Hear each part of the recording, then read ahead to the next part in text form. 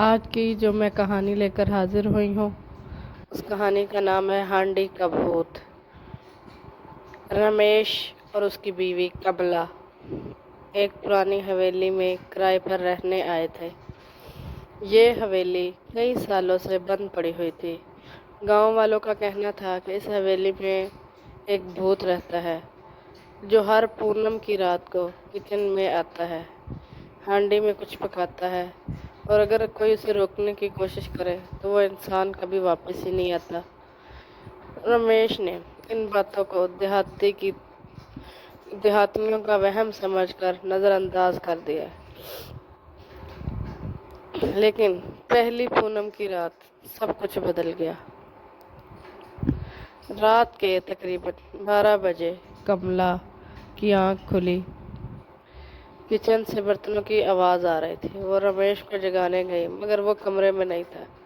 डरी डरी वो किचन की तरफ बढ़ी। दरवाजे की दरार से झांका तो एक साए जैसा वजूद झुका हुआ हांडी में कुछ हिला रहा था। अचानक वो वजूद पलटा। उसका चेहरा रमेश का था, मगर आंखें सफ़ेद, चेहरा काला और माथे पर जले का निशान था। रमेश, कमला की आवाज़ कांप गई। वो वजूद बोला, रमेश अब नहीं रहा। मैं हूँ हांडी का भूत। जो भी मेरी हांडी में झांकता है वो मेरी जान बन जाता है। कमला पीछे हटकर भागने लगी, मगर जैसे ही उसने घर का दरवाज़ा खोला वो फिर से किचन में थी। चारों तरफ धुआं, बीच में वही हांडी।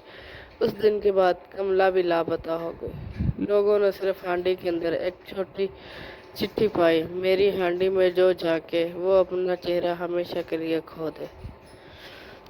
कहा जाता है कि आज भी जब कोई नई फैमिली वहां आती है तो पहली पूनम की रात को हांडी फिर चूल्हे पर चढ़ जाती है और किचन से हंसी की मद्धम आवाज़ें आने लगती हैं।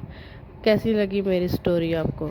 अगर पसंद आए तो मेरे चैनल को लाइक करें, शेयर करें और चैनल को सब्सक्राइब करें। अल्लाह हाफिज़।